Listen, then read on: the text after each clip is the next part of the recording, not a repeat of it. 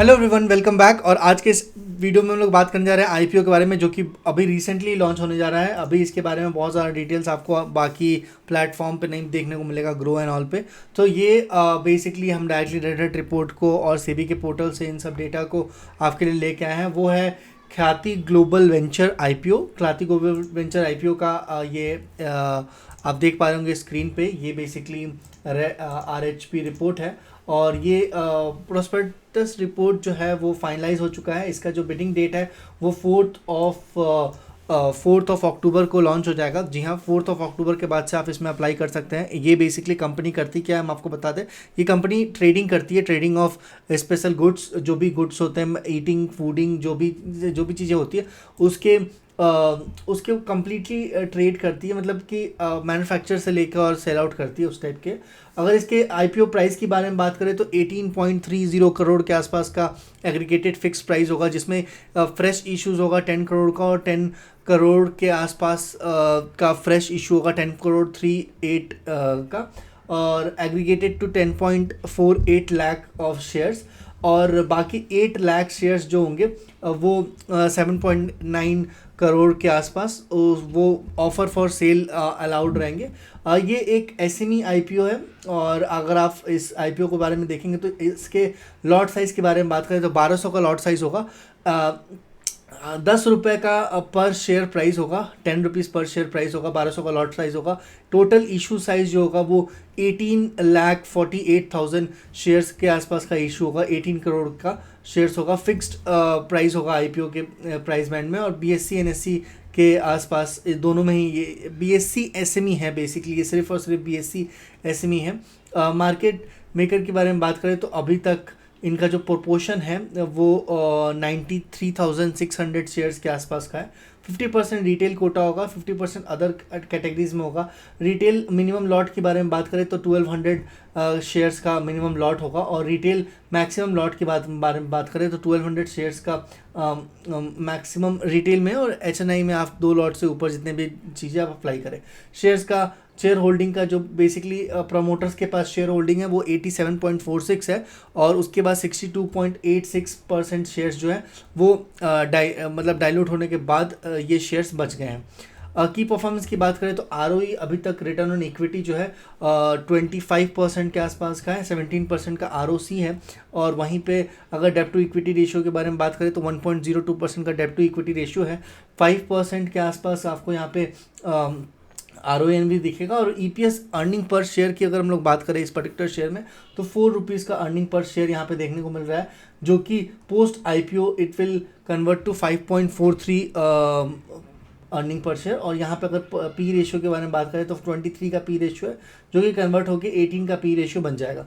अगर इस कंपनी के फाइनेंशियल डेटा के बारे में बात करें ना तो मतलब ब्रोकर्स में से कुछ एक ने अवॉइड कर दिया है, एक मेंबर्स में आई थिंक सब्सक्राइब कर दिया, कुछ इसका इनका ही रहता है बिडिंग वगैरह इनके।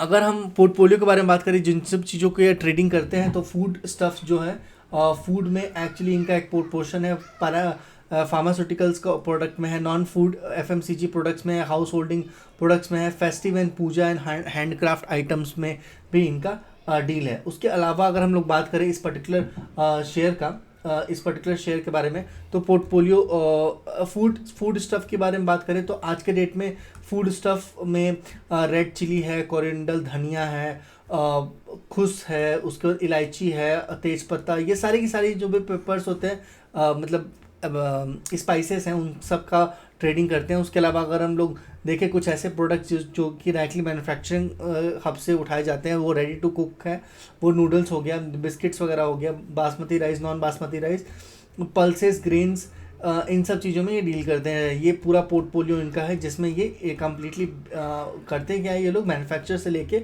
और फर्दर फॉरवर्ड करते हैं। ये कुछ मेडिसिन है जिनके ऊपर ये लोग काम करते हैं। की बिजनेस प्रोसेस को inquiry for customer for quotation, पहले कस्टमर से कोटेशन ले लेते हैं, कंफर्म करते हैं उसका परफॉर्मा इनवॉइस बना के, देन उसको वेंडर एंड सप्लायर से परचेज करते हैं, उस ऑर्डर को प्रोक्योर करते हैं ऑर्डर वेयर हाउस में, और रीपैकेजिंग करके उसमें अपना लेबल डाल के कस्टमर्स का स्पेसिफिकेशन डाल के और उसको हम लोग भेज देते हैं। तो ये इनका बिजनेस तरीका है। पहले इस कस्टमर से कोटेशन ले लेते हैं, उसके बाद अगर हम लोग बात करें तो परफॉर्मा बना के कस्टमर को दे देते हैं। एक बार वो परफॉर्मा कस्टमर अप्रूव कर देता है तो ये लोग वेंडर से सप्लाई लेते हैं और उसके बाद वो लोग अपने वेयर हाउस में प्रोक्योर करने के बाद पैकेजिंग करा के ये लोग फर्दर सेल आउट कर देते हैं। तो ये जो प्रोडक्ट होगा ये उनका खुद का प्रोडक्ट होगा और कस्टमर को डिलीवर कर देते हैं।